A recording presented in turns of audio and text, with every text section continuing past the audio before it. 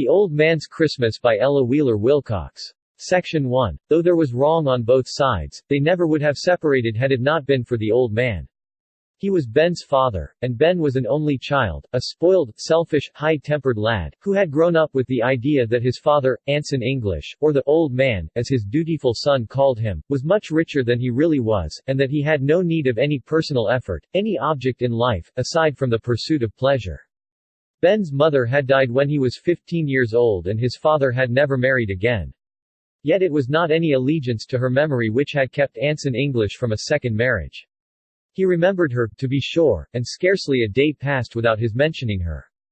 But after her death, as during her weary life, he used her name as a synonym for all that was undesirable. He compared everybody to Elizabeth, and always to her disadvantage. He had a word of praise and encouragement and approval for every housewife in the neighborhood except his own. Whatever went wrong, indoors or out, Elizabeth was the direct or indirect cause.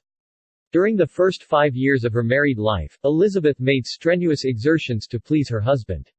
She wept her sweet eyes dim over her repeated failures. Then she found that she had been attempting an impossible labor, and grew passively indifferent, an indifference which lasted until death kindly released her. Elizabeth had been a tidy housekeeper during these first years. "You'd scrub and scour a man out, her house and home," was all the praise her husband gave her for her order and cleanliness, and to his neighbors, to whom he was fond of paying informal visits, he would often say, "Elizabeth's at it again, sweepin' and cleanin', so I cleared out. Never see her without a broom in her hand. I'd a good deal rather have a little more dirt, than so much tearin' round. Elizabeth tires me, with her ways," yet, when in the indifference of despair which seized upon Elizabeth before her death, she allowed her house to look after itself, Anson was no better satisfied. "I've come over to find a place to set down," he would tell his neighbors. "Elizabeth's let things cumulate till the house is a sight to see, she's gettin' dreadful slack, somehow. A man likes order when he goes home to rest from all his cares." Even when she died she displeased him by choosing a busy season for the occasion. "Just like Elizabeth, to die in hayin' time," he said.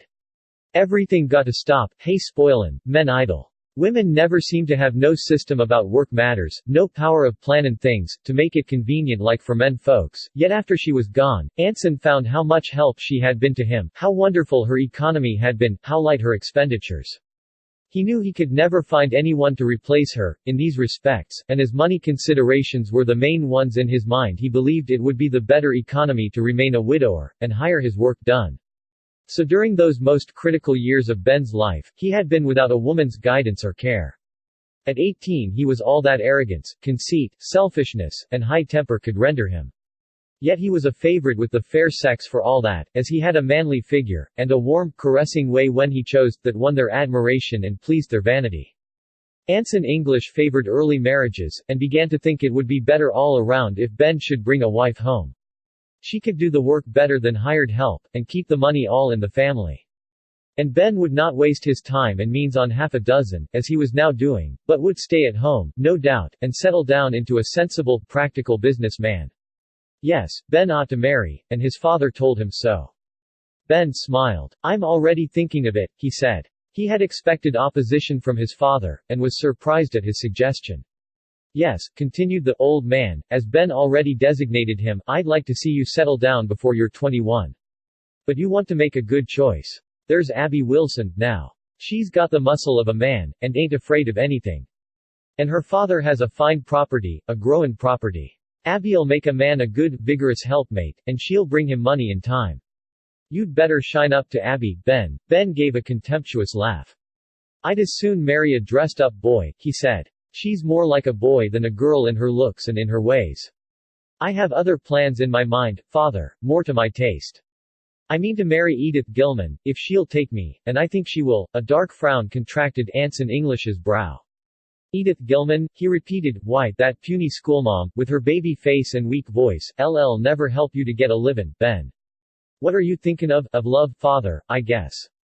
I love her, and that's all there is of it. And I shall marry her, if she'll take me, and you can like it or lump it, as you please. She's a good girl, and if she's treated well all round, she'll make a good wife, and she's the only woman that can put the check rein on me, when I get in my tempers. She'll make a man of me yet, but she can't work," insisted the father. She looks as white and puny as Elizabeth did the year she died. She's overworked in the schoolroom. I mean to take her home, and give her a rest. I don't ask any woman to marry me and be my drudge. I expect my wife will keep help." The old man groaned aloud. Ben's ideas were positively ruinous. If he married this girl, it would add to, not decrease, the family expenses. But it was useless to oppose. Ben would do as he pleased. The old man saw that plainly, and he might as well submit. He did submit, and Ben married Edith on his 21st birthday, and brought her home. Section 2. Edith was a quiet little creature, with a soft voice, and a pale, sweet face, and frail figure. She came up to Anson English when she entered the house, and put her hands timidly upon his arms. "I want you to love me," she said. "I have had no father or mother since I can remember. I want to call you father, and I want to make you happy if I can." "Well, I'll tell you how," the old man retorted.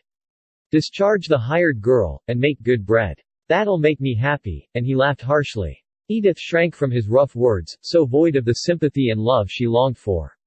But she discharged the girl within a week, and tried to make good bread. It was not a success, however, and the old man was not slow to express his dissatisfaction. Edith left the table in tears. "Another dribbler, Elizabeth was always cryin' just that way over every little thing," sighed the old man. Edith eventually conquered the difficulties of bread making, and became a famous cook. But she did not please her husband's father any the better by this achievement. "You're always a fixin' up some new sort of trash for the table," he said to her one day.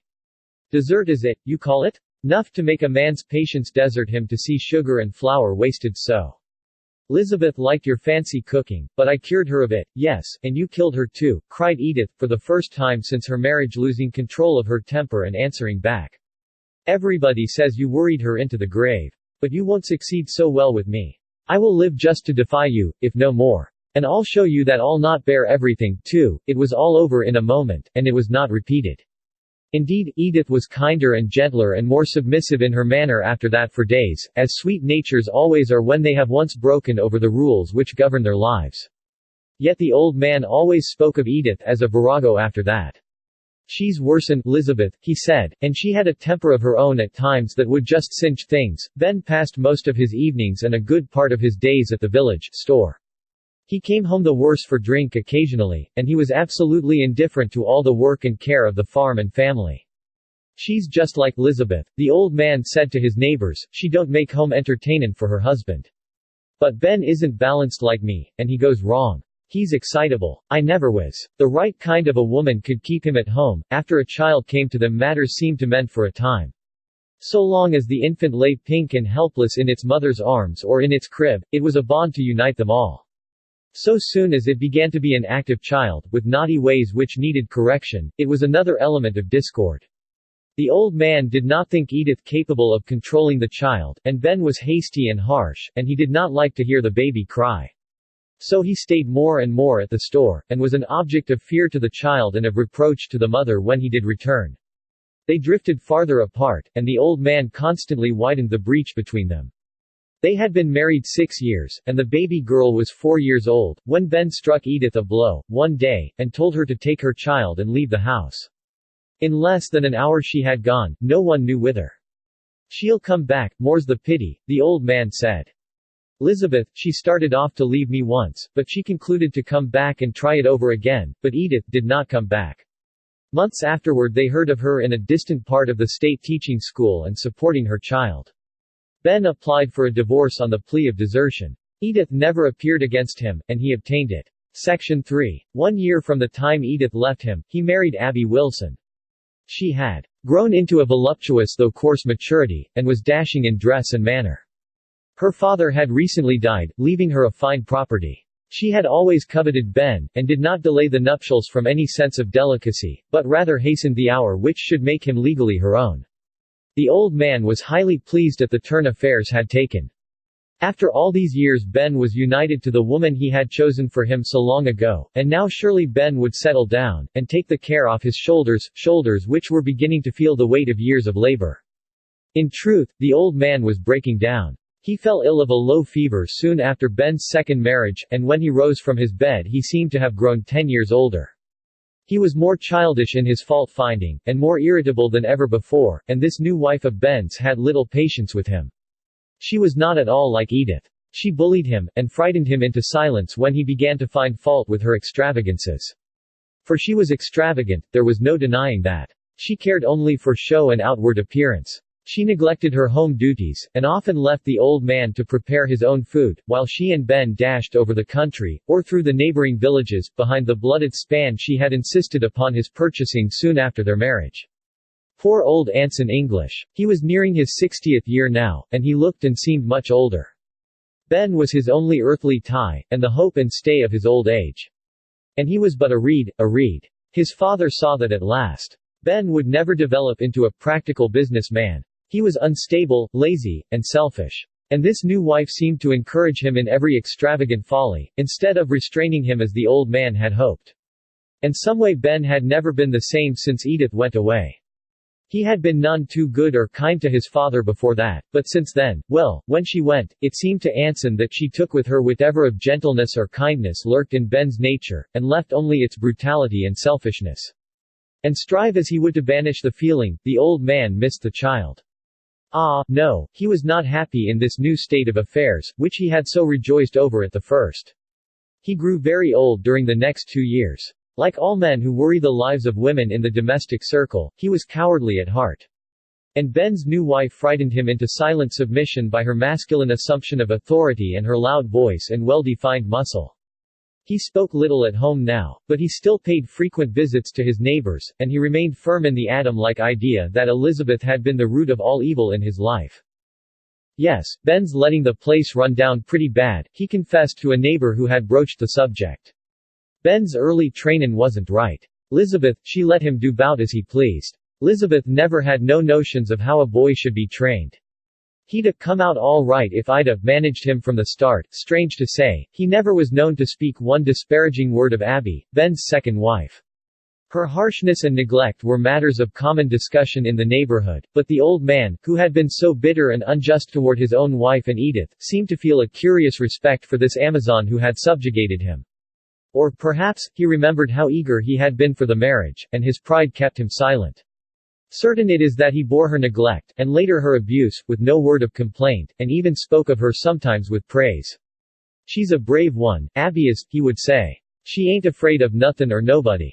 If she'd have been a man, she'd have made a noise in the world. Ben drank more and more, and Abby dressed and drove in like ratio. The farm ran down, and debts accumulated, debts which Abby refused to pay with her money, and the old man saw the savings of a long life of labor squandered in folly and vice. People said it was turning his brain, for he talked constantly of his poverty, often walking the streets in animated converse with himself. And at length he fell ill again, and was wildly delirious for weeks. It was a high fever, and when it left him, he was totally blind, and quite helpless. He needed constant care and attention. He could not be left alone even for an hour. Ben was seldom at home, and Abby rebelled at the confinement and restraint it imposed upon her.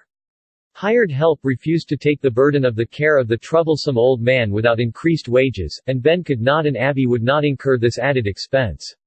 Servants gave warning, Ben drank more deeply and prolonged his absences from home, and Abby finally carried out a resolve which had at first caused even her hard heart some twinges. She made an application to the keeper of the county poor to admit her husband's father to the department of the incurably insane, which was adjacent to the poor house. He's crazy, she said, just as crazy as can be. We can't do anything with him. He needs a strong man to look after him. Ben's never at home, and he has everything to look after anyway, and can't be broken of his rest, and the old man talks and cries half the night. I'm not able to take care of him, I seem to be breaking down myself, with all I have to endure, and besides it isn't safe to have him in the house. I think he's getting worse all the time. He'd be better off, and we all would, if he was in the care of the county. The authorities looked into the matter, and found that at least a portion of the lady's statements were true. It was quite evident that the old man would be better off in the county house than he was in the home of his only son. So he was taken away, and Abby had her freedom at last. We are going to take you where you will have medical treatment and care. It is your daughter's request, they told him in answer to his trembling queries. Oh, yes, Abby thinks I'll get my sight back, I suppose, if I'm doctored up. Well, maybe so, but I'm pooty old for the doctors to patch up. But Abby has a powerful mind to plan things, a powerful mind. Elizabeth never would have thought of sending me away. Elizabeth was so easy like. Abby ought to have been a man, she had. She'd have flung things, so he babbled on as they carried him to the poor house. It was November, and the holidays were close at hand. Thanksgiving, Christmas, New Year. Abby meant to enjoy them, and invited all her relatives to a time of general feasting and merrymaking. I feel as if a great nightmare were lifted off my heart and brain, now the old man has gone, she said. He will be so much better off, and get so much more skillful treatment, in a place like that. They are very kind in that institution, and so clean and nice, and he will have plenty of company to keep him from being lonesome. We have been all through it, during the last year, or else we never should have sent him there. It is really an excellent home for him. Section 4. It was just a year later when a delicate, sweet-faced woman was shown through the wards of that excellent home for the poor and unfortunate. She walked with nervous haste, and her eyes glanced from room to room, and from face to face, as if seeking, yet dreading, some object. Presently the attendant pushed open a partly closed door, which led into a small, close room, ventilated only by one high, narrow window. "This is the room, I believe," he said, and the lady stepped in, and paused. The air was close and impure, and almost stifled her. On the opposite side of the room she saw a large crib with a cover or lid which could be closed and locked when necessary, but which was raised now. In this crib, upon a hard mattress and soiled pillow, lay the emaciated form of an old man. He turned his sightless eyes toward the door as he heard the sound of footsteps. "What is wanted?" he asked, feebly. "Does anybody want me? Has anybody come for me? Oh, father, father," cried the woman in a voice choked with sobs. "Don't you know me? It is I, and I have come to take you away home with me. Will you go?" A glow of delight shone over the old man's wasted face, like the last rays of the sunlight over a winter landscape. He half arose upon his elbow, and leaned forward as if trying to see the speaker. "Why, it's Abby, come at last," he said. "You called me father, didn't you, and you was crying, and it made your voice sound kind o' strange and broken like. But you must be Abby come to take me home. Oh, I thought you'd come at last, Abby. It seems a long, long time since I came away. And you've never been to see me, no, nor Ben either. But you've come at last, Abby, you've come at last. Let me take your hand, daughter, for I can't see yet. They don't seem to help me here as you thought they would.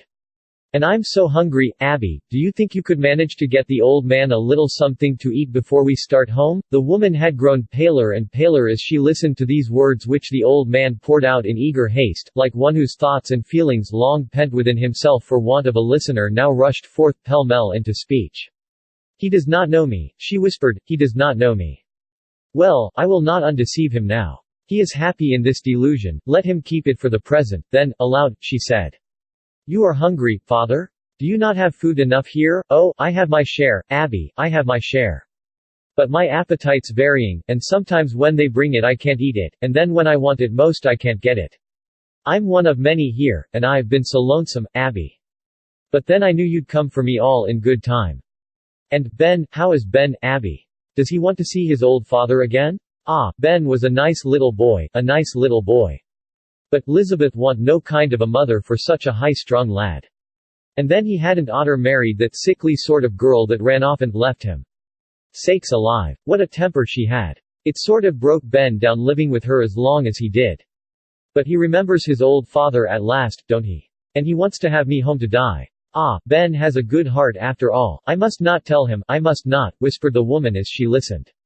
Bitter to me as his deception is, I must let him remain in it.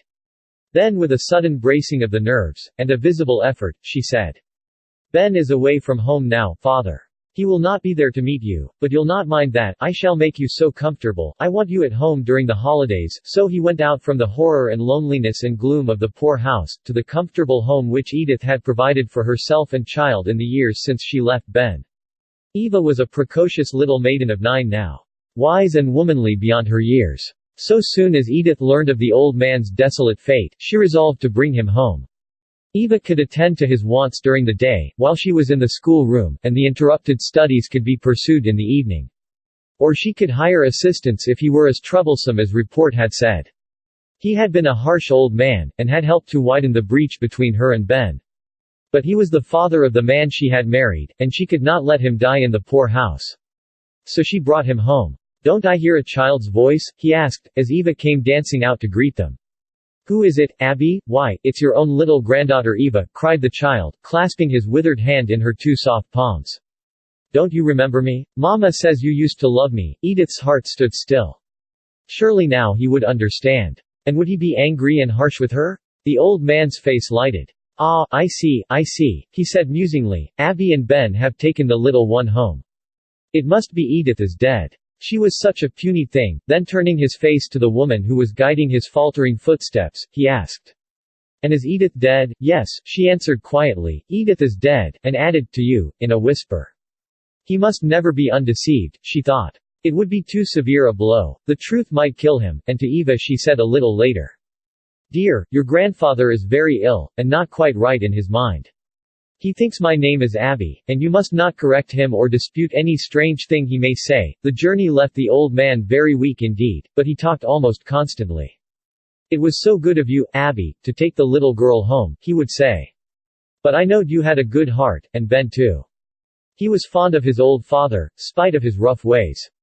It was pooty lonesome, off there at that place, that institute where you sent me. Some folks said it was the poor house, but I knew better. Ben and you would never send me there. I suppose it was a good place, but they had too many patients. Sometimes I was cold and hungry and all alone for hours and hours.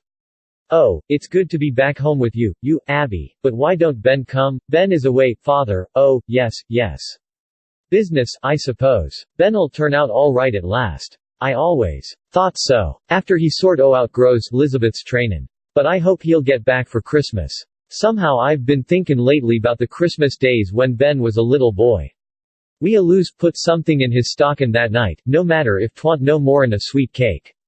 Sakes alive, how he prized things he found in his stockin' Christmas mornin's. I got to thinkin' 'bout it all last Christmas out at that there institute, and I just laid and bawled like a baby, I was so homesick like. Seemed to me if I could just see Ben's face again, I'd ask nothin' more of heaven. And now I think if I can just hear his voice again, it'll be enough. Do you think he'll get home for Christmas, Abby? I hope so, dear father, but I cannot tell, Edith answered softly, her heart seeming to break in her breast as she listened. She knew very well that Ben would not go across the street to see the father he had deserted, and that she could never send for him to come to her house, to pay even a last visit of mercy. What will I do? How can I explain to him, when Christmas comes and Ben does not appear, she thought. But the way was shown her by that great peacemaker who helps us out of all difficulties at last. Christmas Eve, the old man's constant chatter grew flighty and incoherent. He talked of people and things unknown to Edith, and spoke his mother's name many times. Then he fell asleep. In the morning he seemed very weak, and his voice was fainter. Such a strange dream as I have had, Lizabeth, he said, as Edith put her hand on his brow, and smoothed back the thin, white hair. Such a strange dream. I thought Ben had grown into a man, and had left me alone, all alone to die. I'm so glad to be awake and find it isn't true. How dark it is, and how long the night seems. Tomorrow is Christmas. Did you put something in Ben's stockings, Lizabeth? I have forgotten, yes, answered Edith, in a choked voice. And it's gettin' colder, Lizabeth. Hadn't you better look after Ben a little? See if he's covered up well in his crib. You're so careless, Lizabeth, the boy'll take his death o' cold yet. And he's all I've got. He'll make a fine man if you don't spoil him, Lizabeth. But you hain't no real sense for trainin' a boy, somehow. Is he covered up? It's bitter cold, he is well covered. Edith answered. The old man seemed to doze again. Then he roused a little. It's dawn, he said. I see the light breaking. Little Ben'll be crawling out for his stockin' pooty quick. I oughter had the fire made afore this, to warm his little toes. Strange you couldn't have wake me, Lizabeth. You don't never seem to have no foresight. Then the old man fell back on Edith's arm, dead.